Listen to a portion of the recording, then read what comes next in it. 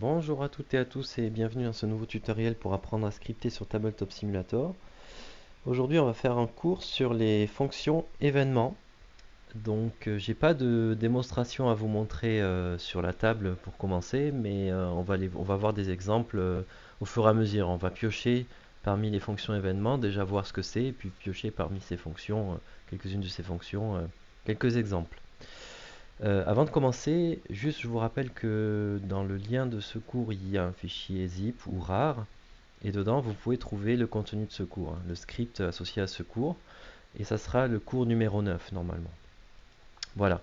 Donc qu'est-ce que sont les fonctions événements? En fait, on a vu depuis le début que la plupart du temps, quand on déclenche un script, il faut bien quelque chose pour le déclencher. On a la fonction onload au début qui va se charger au chargement de la partie, et puis il nous manquera quelque chose pour lancer la mise en place. Donc c'est là qu'on fait intervenir en général un bouton. On crée un bouton sur un objet, et quand on le clique, le jeu s'installe, et tout commence. D'autres boutons apparaissent, etc., etc. Et en fait, les fonctions événements sont des fonctions qui vont se déclencher automatiquement sur un événement, comme leur nom l'indique. Et donc il y a une multitude d'événements, et c'est très intéressant parce qu'on peut faire plein d'effets sympathiques. Donc voilà, en fait, on va pas tout explorer parce qu'il y en a vraiment beaucoup. Donc là, je suis sur la page de l'API, au chapitre événements. Et on voit qu'en fait, elles ont toutes la même nomenclature. Elles commencent à on. On, c'est l'événement. On chat, quand quelqu'un utilise le chat. On blindfold, quand quelqu'un, vous savez, baisse le rideau blindfold, etc., etc. Donc on décrit l'événement sur lequel la fonction va se déclencher. Et donc il n'y aura qu'une fonction de chaque type qu'on devra définir si on veut la définir. Et dedans, on y place notre code. Donc voilà, donc vous voyez qu'il y en a une multitude, et après, donc il y a leur détail. Donc on ira un peu explorer ça. Et on va commencer tout de suite avec quelques exemples. Donc ici, j'ai créé une table avec les bags tokens, donc ce sont ces sacs infinis là.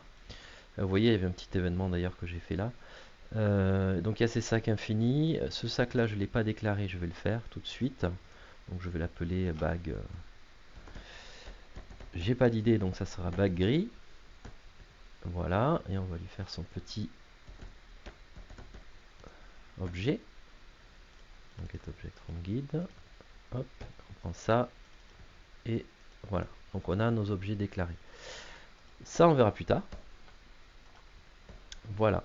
Donc on commence par ça. Et par exemple, le plus simple des événements, enfin celui qui était très classique, on voit dans pas mal d'anciens modules, c'est celui qui intervient quand on ajoute ou qu'on sort quelque chose d'un sac. D'accord? Donc celui-là, en fait, il se trouve donc il contient le mot container. En fait, pour explorer, soit vous les lisez une par une, soit vous cherchez des mots-clés, hein. Vous allez trouver, en général c'est assez explicite. On object enter container, voilà, celle-ci. Donc là, on va tout simplement la définir, on va l'écrire. Donc function. Il faut qu'elle ait exactement le même nom, hein. Si vous changez le nom, ça ne marche plus parce que c'est vraiment spécifiquement cette fonction. Donc là, qu'est-ce qu'il faut savoir premièrement, c'est qu'il y a deux arguments et il vaut mieux les écrire en fait, ces deux paramètres. Ok? Donc conteneur et object dans l'ordre, hein. Le premier c'est le conteneur et le deuxième c'est object. On va voir pourquoi. Donc on peut les écrire différemment, hein. On peut les écrire comme ça, il n'y a pas de problème. Euh, donc là, qu'est-ce qu'on fait? C'est une des premières fonctions qui a existé, qui a été fait dans le jeu, c'est de dire mélange à chaque fois qu'on rajoute un objet. Donc depuis une mise à jour récente, maintenant on peut changer l'option pour que dès qu'on place un objet dans un sac, il se mélange. Mais là, avant, il fallait le faire par script. Donc là, voilà comment on fait. Donc là, par exemple, si je lance ça et que je sors un objet, là il y a un peu de tout hein, dans ce sac, je les remets. Normalement, ils se sont mélangés, vous voyez. Voilà. Donc ça, c'est un petit exemple de fonction onObject, voilà, onEnter container. Et en fait, ce qu'on remarque, c'est que là, on dit mélange le conteneur. Mais c'est valable pour tous les conteneurs. Donc si je le fais ici, ça, on ne va pas le voir bien sûr, parce que ce sont des conteneurs infinis.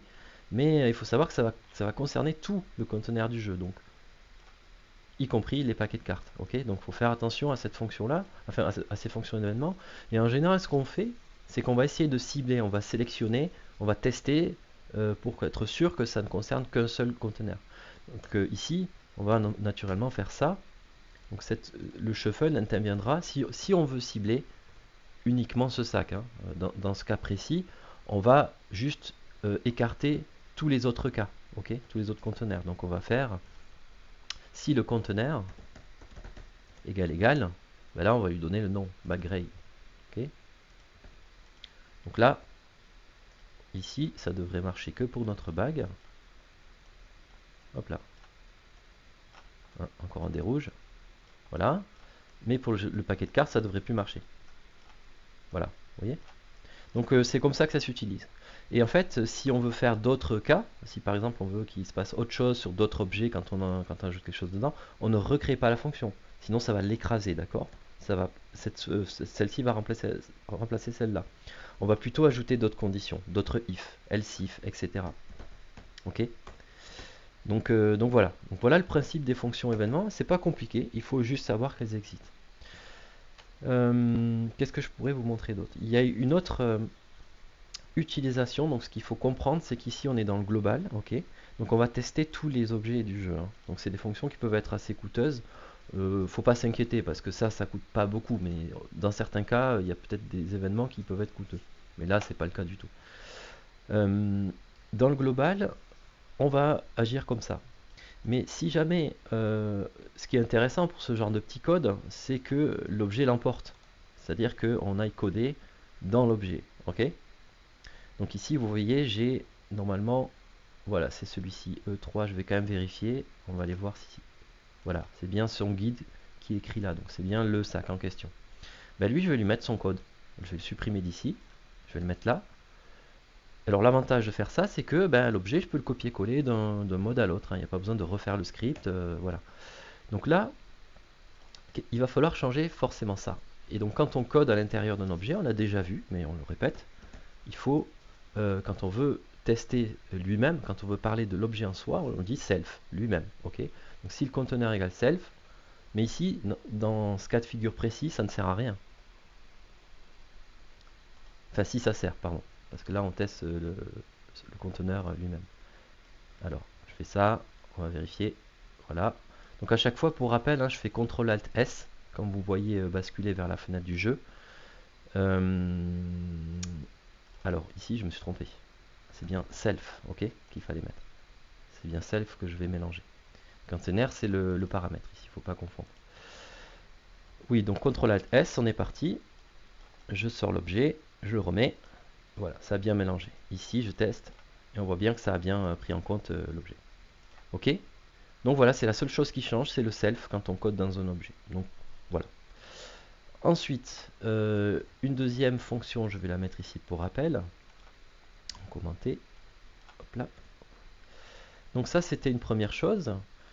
Il y a souvent des fonctions événements miroirs. J'entends par miroir des fonctions qui vont dans le sens inverse. D'accord. En fait, s'il y a onObjectEnterContainer, il va y avoir onObjectLeaveContainer. Donc là, on va faire une petite fonction qui va s'appeler pareil, qui va s'appeler onObject. Donc je vais jouer avec la reconnaissance syntaxique. Forcément, si j'écris mal. Est-ce qu'il comprend onObjectLeaveContainer? Très bien. Hop là. On dit on efface. Voilà, donc c'est la même chose, exactement. Donc ici, par exemple, juste pour exemple, on peut faire une fonction qui va nous dire qu'est-ce que c'est l'objet qui a été sorti. Quel objet a été sorti. Donc bagray. Non, on va le faire sur l'autre, sur le bag token 1, par exemple. Alors, là, on va faire un petit broadcast. Et on va dire que on va concaténer hein, en disant a été retiré du sac, par exemple. Et là, ben, en fait, ce qu'on va faire, c'est qu'on va prendre le nom de l'objet.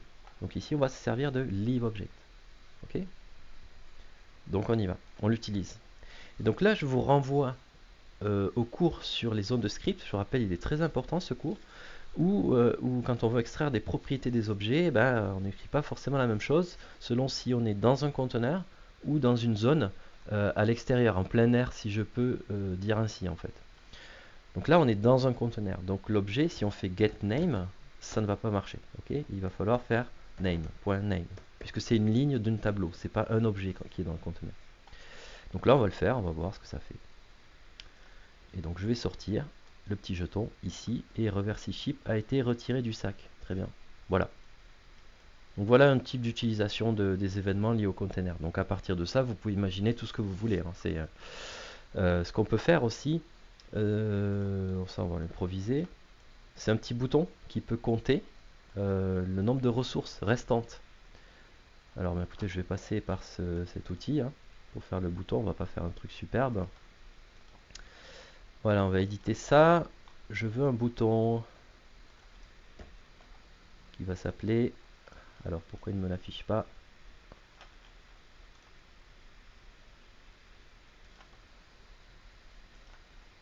Voilà. Il n'a pas l'air d'être d'accord. Hein. Peut-être que l'outil ne marche pas sur les sacs. Bon, mais c'est pas grave. Écoutez, je vais le faire. C'est quand même étonnant. Je vais mettre sur le côté. Ah oui, d'accord. Il est passé là. Alors, très bien. Bon, on va le mettre comme ça. On va juste faire en sorte qu'il dépasse un peu. Non, pas 43. 0. Voilà. C'est ok. Bon, ça va pour ce qu'on veut en faire. Par contre, plus gros, ça serait bien. Voilà. Allez, on va y aller. J'ai un peu exagéré. Et ici, 1000 iront. Voilà. Donc on va compter. On va compter quelque chose. Bon, je vais pas faire quelque chose de propre. Hein. Hop. Voilà. Donc, on supprime ceci. On prend l'objet là. Bon, c'est pas le passage le plus intéressant de la vidéo, mais ça nous fait réviser le create button. Donc ici, qu'est-ce qu'il va me mettre? Scale, font size, tout ça, très bien. Click function. Très bien, très bien. Donc on a dit qu'on voulait pas de fonction. Donc ici, on va mettre le data. Donc on va dire mettre do nothing. On fait des petites révisions comme ça. Hein. Une fonction qui ne sert à rien. Très bien. Ensuite, function owner global. Label. Donc on va mettre 0. Juste pour vous montrer. Hein, il faudrait mieux le réfléchir, hein, mais on va faire comme ça. Oui, bon, ça ira. Hein. Ça ira, ça ira. On va le tourner simplement pour qu'on puisse lire. Position, rotation.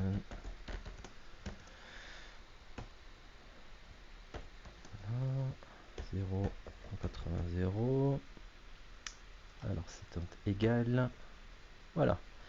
Très bien. Donc, on object enter container, on prend le bag et on va lui faire, donc si on va le shuffle, on va lui faire un edit button. Très bien. Donc là, qu'est-ce qu'on va mettre comme paramètre? On va mettre l'index. Ce sera le premier bouton, donc 0. Là, je vous renvoie au cours sur les boutons avancés, qui est le cours 2 cours avant celui-ci. Et on va mettre label égal donc bag array get quantity. Voilà. Donc là, il devrait normalement indiquer ok la quantité d'objets dans le sac. Ben, on va faire la même chose en live, c'est logique. Sinon, ça ne va mettre à jour le chiffre que lorsqu'on va rentrer un objet dedans. Alors on y va, on va tester ça. Voilà. Ah, ça marche pas pour la sortie. Bag array get quantity. Ah non, on n'est pas dans le même, forcément. Et oui, je fais pas les choses très proprement là. Hop, on y va. Donc là, 0, 10, 9, 8, 7, 6. Et là, on en remet, mettons, 3 d'un coup, 4 d'un coup. Voilà, vous voyez, ça marche bien, c'est pas très compliqué. Hein. Donc voilà notre exemple d'utilisation d'événements. Donc ça marche bien avec les éditions de boutons. Hein. On peut faire aussi autrement, on peut tout simplement faire getQuantity, donner un nom de variable, renvoyer cette variable, et puis l'utiliser ailleurs. Mais ça, je pense que c'est le plus simple.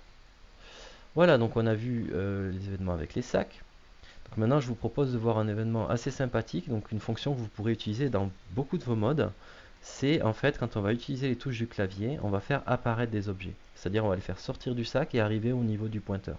Donc on peut voir ça dans quelques modes, je pense que ça doit se trouver. Donc on y va. Et donc la fonction qui utilise ça, c'est une fonction qui a vraiment un nom explicite qui s'appelle onScriptingButtonDown. Alors scripting, elle est ici. Donc ça veut dire quoi? C'est quand j'appuie sur un bouton, quand je l'enfonce. Et là, par contre, ce qui est un peu dommage, mais c'est comme ça, c'est que ça concerne que le pad numérique. Donc ça marche pas avec les lettres du clavier, A, B, C, D, etc. Ça marche qu'avec le clavier numérique. Peut-être qu'il y a un moyen d'utiliser le clavier, mais j'ai pas cherché, je n'ai pas trouvé. Donc il y a même une fonction qui marche quand on relâche le bouton. Ça, c'est assez sympathique. Donc on va utiliser celle-ci, non.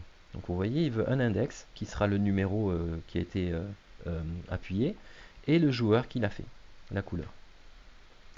Donc on y va, function on scripting button down. Donc là, ce qu'on veut, c'est, on va lui donner une collection. Je vais l'appeler source égale, c'est-à-dire une liste, une table qui va contenir tous les sacs dans lesquels on peut piocher quelque chose. Donc on a celui-là, celui-là et celui-là par exemple. Donc on leur a donné des noms, hein. On va reprendre les mêmes.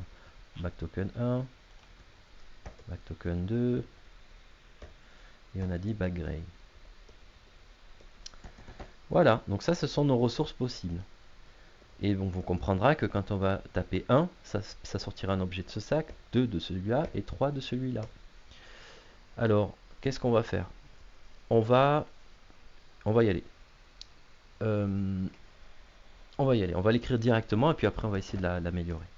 Donc là on va prendre tout simplement la position du pointeur et dire prends dans ce sac une ressource et amène-la.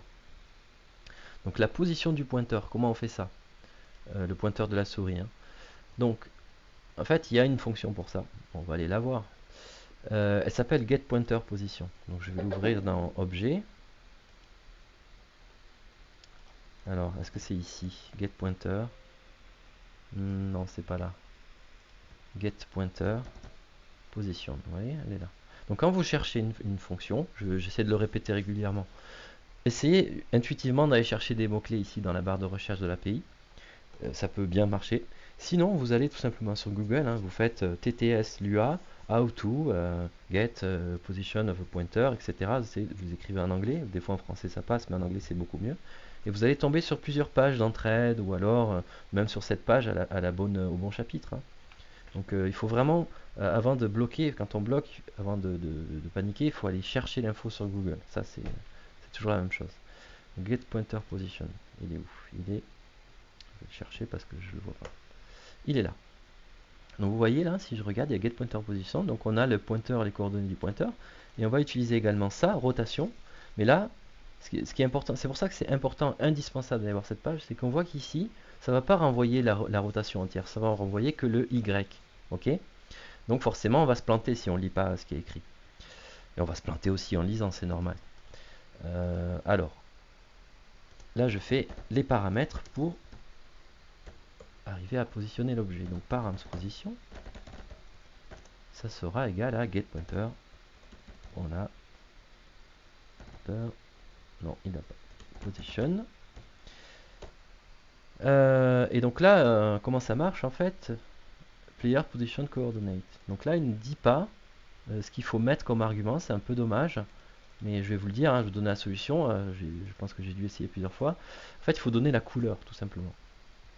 Donc là, d'abord, avant toute chose, ce qui est important ici, c'est de noter index player color. Les fonctions événements, il faut toujours noter d'abord les arguments, ok? Mince. Il faut toujours penser à mettre ça en premier lieu. Et après, on utilise la fonction. Parce qu'elle ne marche avec ça, et voilà, sinon ça va pas bien se passer. Donc player color, hop là. Et on va ajouter un petit vecteur, on va ajouter un petit décalage, puisqu'on ne veut pas que l'objet arrive au ras de la table, on veut qu'il arrive un petit peu plus haut. Donc on va juste lui rajouter 2 en hauteur. Voilà. Et params rotation. Donc là, on va mettre getPointer rotation. Et oui, playerColor également. Et là, j'ai fait une faute. On a vu que c'était que le Y, d'accord? Donc, ça sera 0. Donc ça, c'est le Y. Je le mets juste là pour... je vais le réécrire. Et 0. Donc ce Y là va devenir getPointerRotation. Ok? Parce qu'il ne donne que la valeur du Y. Les autres ne sont pas importantes en fait pour cette action-là. Et donc en fait, il ne nous manque plus qu'à aller chercher dans la source à l'index qu'il faut. Donc l'index, c'est celui qui a été écrit là. Donc c'est le bouton qui a été enfoncé. Donc index. Si c'est 1, c'est ça. Si c'est 2, c'est ça. Si c'est 3, c'est celui-là. Et si c'est 4, 5, 6, eh bien on va voir. Donc, take objet. Et là, on l'envoie dans params. Allez, allons tester ça tout de suite. Je fais 1. Je fais 2. Ça sort d'ici. Et je fais 3. Et en plus, il y a l'autre fonction qui s'est déclenchée. Donc c'est sympa. Voilà. Donc ça, c'est très bien quand on a des jeux avec plein de ressources. C'est super pratique. Ok. On verra après une fonction pour ranger les choses automatiquement aussi. Donc voilà, c'est quoi le problème lié à ça? Pour l'instant, notre script marche très très bien. Imaginons que je continue d'appuyer. 1, 2, 3, là il n'y a plus rien. Ah non, attendez, j'étais pas sur le bon. 1, 2, 3, et là, un bug. Et oui, je clique, je demande de sortir un objet alors qu'il n'y en a plus. Donc ça c'est pas beau, il faut le contrer. Donc on va faire un if, et on va tester l'éventualité que le sac soit vide. Donc le sac c'est ça. On pourrait plus l'appeler autrement, hein, mais maintenant c'est fait. Si source index, qu'est-ce que c'est la fonction qui va tester le nombre d'objets dans le sac qu'on a déjà vu? C'est getQuantity. Donc si ça égale 0, alors qu'est-ce qu'on fait? On va mettre un petit message. On peut ne rien faire. On peut juste ne rien faire. Juste mettre passer, enfin rien du tout, et ça évitera un bug. Hein. Ou faire interrompre la fonction plutôt. On peut faire un return. Donc là, on va faire broadcast to color. Broadcast to all, oui. On va le faire to color. Je pense pas qu'on l'ait déjà utilisé. Ça veut dire que c'est un message qui va s'écrire à l'écran, mais que pour le joueur en question. Donc là, on va lui dire, ben, cette ressource est épuisée.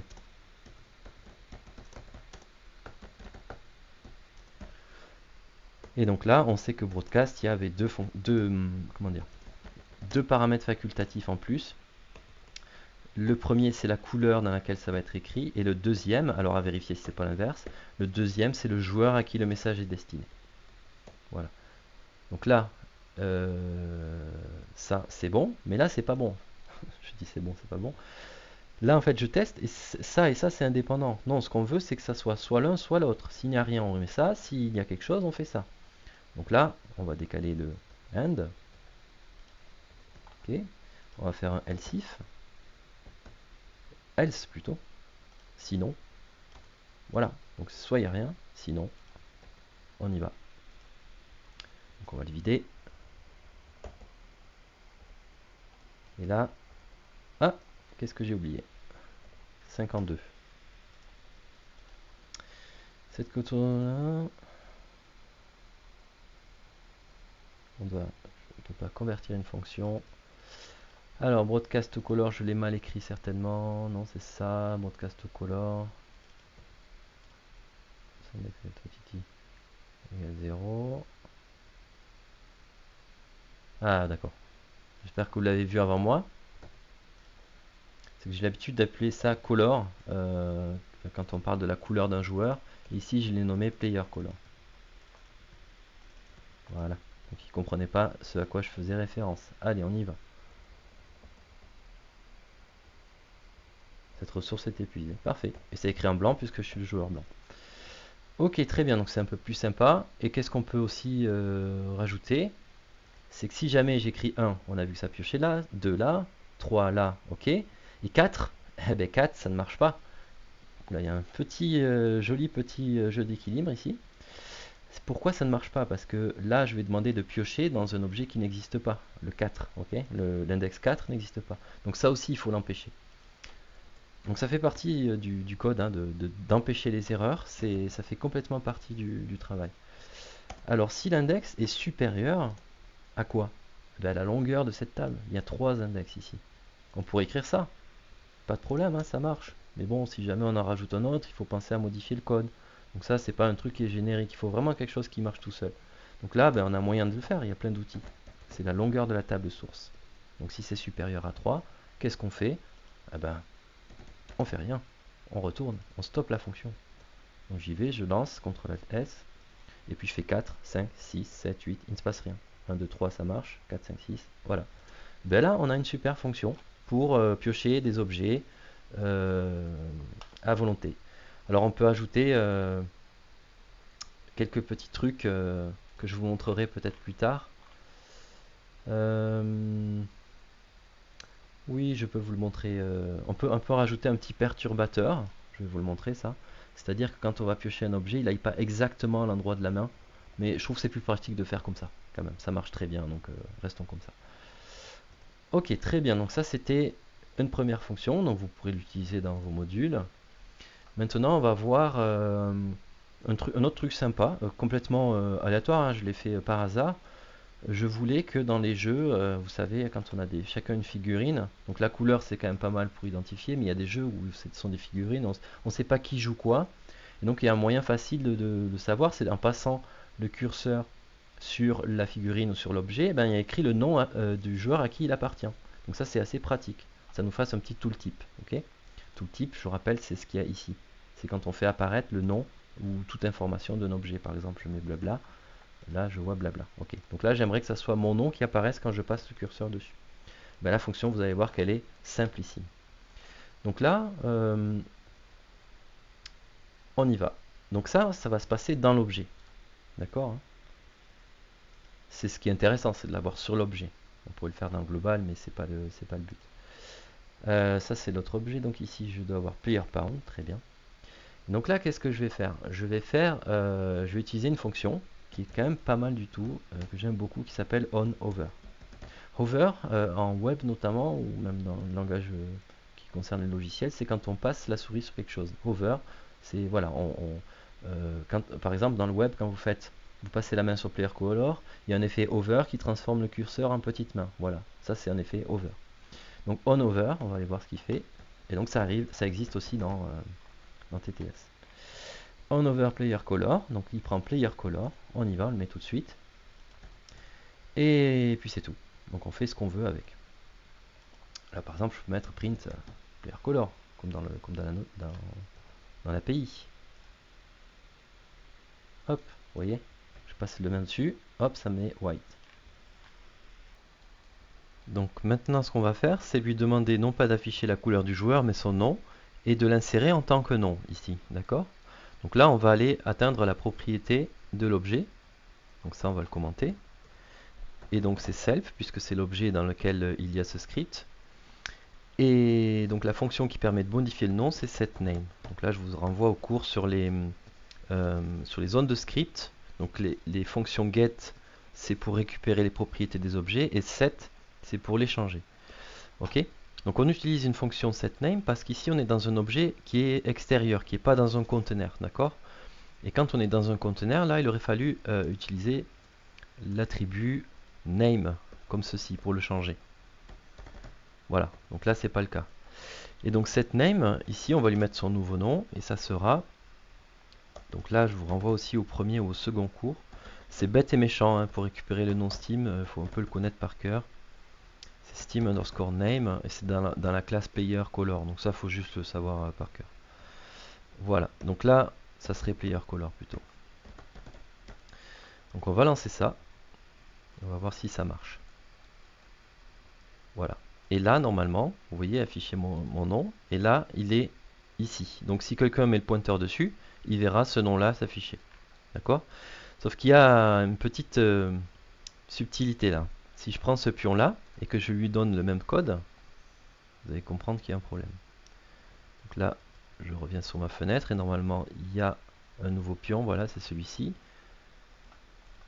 Je remets tout ça en effaçant ça. Et forcément, il y aura le même nom. Ici c'est OK et ici c'est OK. Mais c'est pas ce qu'on veut. On veut juste le nom du joueur rouge. Donc, eh ben, il va falloir changer quelque chose. Donc là, en fait, c'est pas player color, hein. Il va pas, enfin, c'est un petit piège pour une fois. Il va pas falloir se servir de cet argument par défaut. On se fiche en fait la couleur du joueur qui va survoler le pion. Mais c'est surtout, on veut savoir la couleur à laquelle est attribué ce pion. Donc on efface ça, on n'en a pas besoin. Et il faudra juste définir un paramètre qu'on va appeler color égal. Donc ici c'est le pion du joueur blanc, donc on va écrire white. Oui, on peut mettre player color, ça sera plus cohérent. Et on va mettre ici, donc ça c'est le pion rouge, red. On va lancer ça. Et normalement, si je pointe sur ce pion-là, il n'y a rien, puisqu'il n'y a pas de joueur rouge qui est assis. D'accord? Et si je fais bouton droit, il n'y a rien. Si je vais sur le blanc, eh bien, il y a mon nom. D'accord? Si je change de couleur, voilà, je vais ici. Donc là, il n'y a plus mon nom. D'accord? Puisque je ne suis plus le joueur blanc. Par contre, il arrive ici. Donc ça marche bien. Donc voilà. Ça, c'était une petite fonction qui était un petit peu tordue pour pouvoir l'utiliser. Mais donc, faut pas hésiter à mettre des paramètres dans des objets et puis les utiliser. Mais par contre, elle est très simple à coder, hein. Donc ça, en un clic, vous pouvez l'adapter. Vous pouvez l'adapter à vos figurines. Une autre chose que j'aime bien faire avec les événements aussi, qui est un peu pareil, c'est utiliser les highlights avec les hover. Donc les highlights, je ne pense pas vous avoir déjà montré ça. C'est tout ce qui va créer un petit liseré autour de l'objet. Ici, un highlight blanc. Ok, donc ça, on peut le contrôler. Je vais aller voir vite fait. Highlight. Highlight. Donc il y a deux fonctions, hein, principalement highlight on et highlight off. Donc highlight on vous demande juste, elle doit être ici, la couleur et la durée. Ok. Donc là, si je passe ma souris dessus, je veux que self highlight on, je veux que ça soit, mettons en bleu, pour une durée de 2 secondes. On va faire la même chose chez lui. Ou alors on peut aussi mettre la couleur du joueur, hein. On peut faire ça, hein. Je sais pas si ça va bien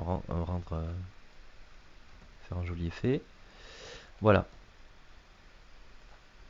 Donc là normalement, bon, là on voit pas parce que c'est blanc. Ici on voit un petit peu l'effet rouge. Voilà. Donc les highlights, c'est aussi quelque chose que vous pouvez utiliser, qui est assez sympa quand on a un décor qui est un peu chargé. Ben, ça vous permet de mettre en évidence des objets. Donc c'est pas forcément avec de hover, hein, que ça marche. Mais par exemple, quand vous entrez dans une zone, vous avez un plateau qui est difficile à lire, vous dessinez une zone dessus, et tout objet qui rentre dans cette zone, vous leur mettez un highlight permanent. Pour qu'il soit permanent, il suffit juste d'enlever le temps ici. Et il est permanent. Ok? Donc ça, c'est assez pratique. Et du coup, highlight off, c'est aussi la même chose qui va éteindre ce petit liseré. Donc voilà, j'en ai terminé sur ce point-là. Et on va passer à un autre exemple d'utilisation d'événements. Donc je ne vais pas bien sûr faire 50 exemples, c'est à vous d'explorer la chose. Mais vous voyez qu'il y a vraiment plein de possibilités et que c'est pas très compliqué. C'est pas très compliqué. Donc moi ce que je veux faire maintenant, c'est il y a beaucoup de fonctions événements qui marchent avec les zones. Quand un objet entre dans une zone, quand un objet sort d'une zone. Par exemple, les compteurs. On a vu ici, quand ça rentrait, que ça sortait d'un sac. Donc au passage, l'initialisation n'est pas terrible, hein. L'initialisation, j'aurais dû la faire pardon, en ajoutant ici au label, ok, déjà calculer le get quantity, ok.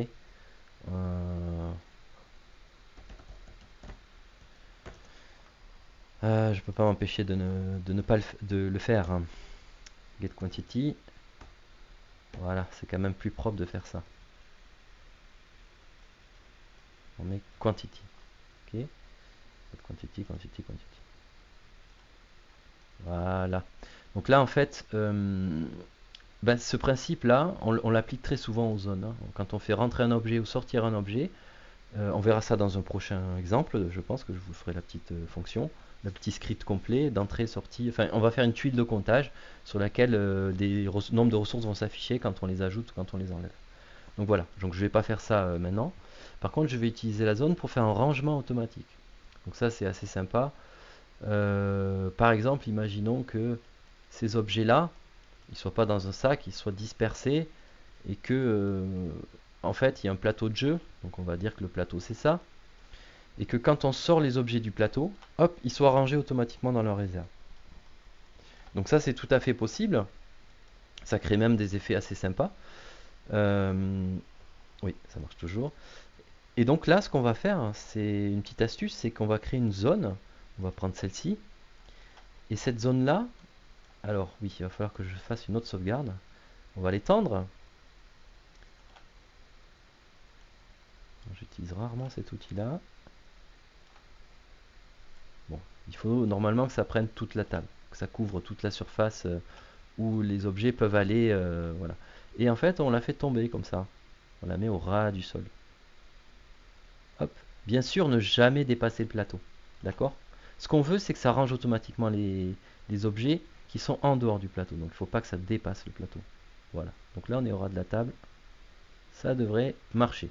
Très bien. On y va. Je vais commencer peut-être à sauvegarder, parce que sinon, il va falloir refaire à chaque fois. On va faire un petit test ici. Voilà, on va le relancer. Très bien. Donc, on a toujours notre zone. Voilà. Et on l'appelait comment? On lui a pas donné de nom dans ce script là. Donc on va l'appeler, voilà, j'avais prévu zone garbage, la zone poubelle. Très bien. Donc là, on va faire un onObject enter zone. C'est ça la fonction qui réagit à l'entrée dans une zone. Donc function onObject enter zone. Donc je vous la montre. On est dans les objets ici. On n'est pas dans les événements. Object. Vous voyez qu'il y a plein de fonctions sur les objets. Donc c'est enter zone. Donc on vous dit au passage que vous allez trouver peut-être dans certains modes onObject enter scripting zone. Vous voyez qu'ici il est écrit qu'elle est dépréciée. Ça veut dire que dans une prochaine version du jeu, dans une prochaine mise à jour, ce code-là ne marchera absolument plus du tout. Donc il va bugger. Donc il faut utiliser celui-là maintenant. C'est ce qui est écrit là. On y va. Donc onObject enter zone, il faut la zone et l'objet. On y va. Zone enter object. Ou oui, on va appeler ça enter object. Voilà. Je vais plutôt l'appeler objet parce que sinon je vais me tromper. Et là, qu'est-ce qu'on fait? Première chose à faire, c'est on veut que ça soit pas toutes les zones, mais que celle-là. Ok? Donc là, on va faire if zone égale zone. Je crois que je vais l'appeler garbage. Je suis pas très sûr en fait. J'ai une mémoire de poisson rouge. Voilà. Donc ça, maintenant qu'on a testé la zone, on va savoir où envoyer l'objet. Donc il va falloir forcément tester l'objet. Donc si l'object égale ben là je vais vous introduire à un nouvelle notion qu'on va voir dans le cours prochain, qui s'appelle les tags, mais ça je pense que vous connaissez. Vous savez, c'est quand on va éditer un objet, on fait tag, c'est depuis la dernière mise à jour, hein, même celle d'avant. On peut ajouter des tags aux objets, d'accord? Donc là, ben nous, nos pièces, on va leur donner un tag. Donc celle-ci, je pense qu'elles n'ont pas. Voilà, ok. Donc on va enlever ça. Non, mauvaise idée. Toi, tu lock. Cela, je supprime. Je délock. La zone est toujours là. Très bien, donc ça, je vais juste changer leur tag. Je vais l'appeler monnaie 1. Hop, je rajoute un tag. Et monnaie 2. Tag. Sans faire de faute. Voilà. Donc on va reset ces deux bagues. Je sauvegarde. Voilà. Donc ça marche toujours. Ensuite, donc qu'est-ce que l'on va faire? Maintenant, on va tester l'objet et ça m'a perdu le code. Donc je fais CTRL Z, pas de panique. Voilà. Si l'objet égale monnaie 1, ah ben bien sûr que non. Je vous ai dit que je vous introduisais les tags. Donc les tags, on va voir ça dans le cours prochain, mais on peut tester les tags d'un objet et c'est vraiment hyper pratique. Pour moi, c'est mieux que le nom, que n'importe quoi, que GM note. Donc il suffit de faire .hashtag. Et on va le voir le cours prochain. S'il a le tag monnaie 1, vous voyez, c'est très simple. Hein. J'ai mis à stage. Stag. Alors, eh bien, on va le déplacer. Tout simplement, cette position smooth. Hop, et il va aller voler à la position qu'on va lui définir. Donc, on va l'écrire avant. Local position égale. Eh ben, là où on veut l'envoyer, c'est quelque part, mettons, hein, qu'on va l'envoyer ici. Là. Donc, je vais prendre cette position-là. Hop là, très bien. Donc, on va mettre comme ça. Et puis si l'objet else if, si l'objet est à le tag monnaie 2, on va l'envoyer à côté. Une réserve qu'on va mettre à peu près ici. Alors la même chose.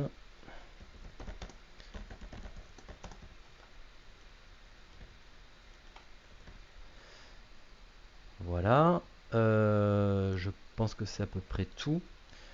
Et donc on va essayer déjà voir ce que ça fait. Si ça fait bien son boulot. Donc là, on a les objets. Si on les met sur le plateau, tout va bien. Si on les met là, ça marche pas. Alors qu'est-ce qui se passe?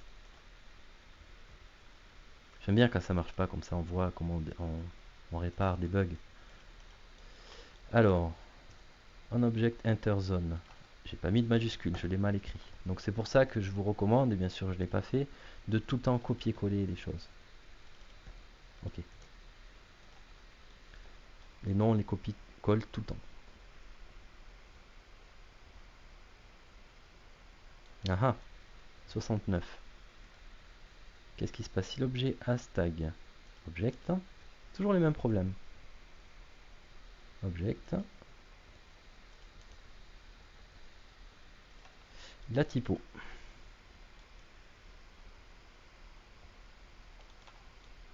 Voilà. Donc là il est allé un peu vite je trouve. Ok. Pourtant j'ai mis cette position smooth.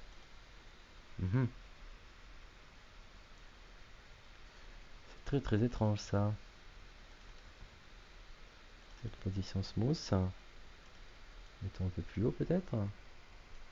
Je pense que c'est un bug ça, je l'ai déjà eu et je crois que c'est vraiment un bug très rare qui marche quand on recharge la partie. Alors c'est très drôle parce que parce qu'en fait la zone se poursuit jusqu'ici donc les objets vont sauter indéfiniment. Voilà, on va faire ça. Hein. On va arrêter le massacre. Alors, on sauvegarde, mais bon, ça marche. Donc normalement, ça devrait marcher parfaitement. Hein. C'est cette position smooth, ça devrait envoyer l'objet doucement vers là-bas. Voilà. Mais ça m'est déjà arrivé. Donc j'avais éteint TTS, je l'ai rallumé et là ça avait marché. Donc je ne dis pas que ça va faire la même chose, mais donc ce qui est pas mal, c'est que, imaginons, on a un jeu avec plein de ressources. Ouais, on va être vite limité, hein, ça va faire le bazar hein, si on fait ça. Et on peut vouloir dire, ben, on va peut-être faire un petit tas, ok, faire un petit tas joli, que ça se disperse un petit peu. Parce que là, bon, c'est un peu bancal. Hein, si j'en rajoute, je crois que ça va être la catastrophe. Voilà, très bien. Donc là, ben, moi, je vais vous donner une fonction. On va pas la détailler. J'ai mis un petit moment à la faire. Voilà, c'est du Glooby Boulga. Et en fait, c'est une fonction que j'appelle jitter. Jitter, ça veut dire une petite perturbation. C'est pour que l'objet n'arrive pas exactement à l'endroit voulu, mais avec une petite variation en X et en Z. Donc ça, qu'est-ce que veut dire toute cette formule? C'est que ben, on va lui donner un rayon, par exemple de 2. Il va avoir tendance à mettre plutôt les objets au centre. Bon, plutôt que vous parler pendant 2 heures, je vais vous le montrer. Donc on va faire au niveau de la position, on fait ça, plus, ou alors on l'écrit ici. Non, on va le faire ici. Add jitter. Donc ça renvoie un vecteur, ok. On va lui dire avec un diamètre de 2. Ok. Par contre, ça va pas marcher. On l'a vu ça on l'a vu ça dans le cours d'avant. Si on additionne ça avec un vecteur, ça va pas marcher. Il faut que ça soit aussi un vecteur. J'aime bien me compliquer la vie, hein, si vous n'avez pas remarqué. Donc on va faire la même chose ici. Et là, je pense que ça va marcher. Hop, jitter, voilà. Allons-y. Ok. Imaginons qu'on fait plein de fois la chose. Vous voyez? C'est un peu plus Alors d'autres, certains trouveront ça moche, moi je trouve ça pas mal. Donc avec des cubes, des choses comme ça marche bien. C'est un peu plus naturel en fait, ok, par rapport à un jeu. Voilà, c'était juste un petit écart. Donc ça, vous pouvez le prendre sur le code ok du cours. Et puis, je pense que c'est pas mal pour aujourd'hui. On a vu quand même pas mal de choses. Et ce qui est rigolo, alors c'est quand on prend tout d'un coup aussi. Ouais, voilà. Ça donne des effets assez délirants, hein, ce genre de fonction. Donc on peut imaginer tout mélanger. Voilà, ça marche à la perfection en fait. C'est assez satisfaisant. Ok, donc voilà pour aujourd'hui. On a vu les fonctions événements. Donc j'espère que ça vous a plu et que ça vous a convaincu qu'on pouvait faire vraiment plein de choses très sympas. Donc on a vu comment les utiliser, qu'il fallait jamais oublier de mettre les... Alors même si on peut l'oublier, mais prenez l'habitude de tout en mettre les paramètres en premier. Et la deuxième chose qu'il ne faut pas oublier, c'est de tester l'objet, hein. Sinon ça prend tous les conteneurs, ça prend toutes les zones, ça prend tous les sacs, etc. etc. Donc voilà, quand il y a besoin, on teste ce qu'il faut, on met des arguments et tout se passe bien. Vous voyez que c'est des fonctions relativement courtes et qui ont vraiment des effets sympathiques et hyper variés. Donc vous pouvez passer un petit moment à explorer, à essayer vos propres petits bidules. Donc ben écoutez, j'espère que ça vous a plu et puis je vais vous donner rendez-vous pour une prochaine vidéo où on fera, je pense, quelques fonctions utiles. On va mettre en pratique tout ce qu'on a vu, hein. On va créer d'autres petites fonctions utiles. Et on fera une autre vidéo après sur l'utilisation des tags, donc il n'y a pas grand chose de plus à dire. Et on fera aussi, on travaillera sur l'apparition d'objets. On peut spawn des objets, et y compris des zones, pour détecter des choses. Par exemple, faire spawn une zone à côté de cet objet pour détecter les objets qu'il y a dedans, etc., etc. Et là, je pense qu'on aura fait quand même pas mal le tour des outils de scripting tabletop. Peut-être que je ferai d'autres vidéos par la suite. Je pense que oui, hein, forcément, il y a toujours des petites choses à voir, comme par exemple les timers, etc. Mais là, on aura vu l'essentiel et après, ça sera à vous de travailler, et, de vous entraîner et puis voilà, de lire d'autres codes aussi. Et puis voilà. Donc, tout va bien se passer. Donc, merci à tous et puis je vous donne rendez-vous dans une prochaine vidéo. À bientôt.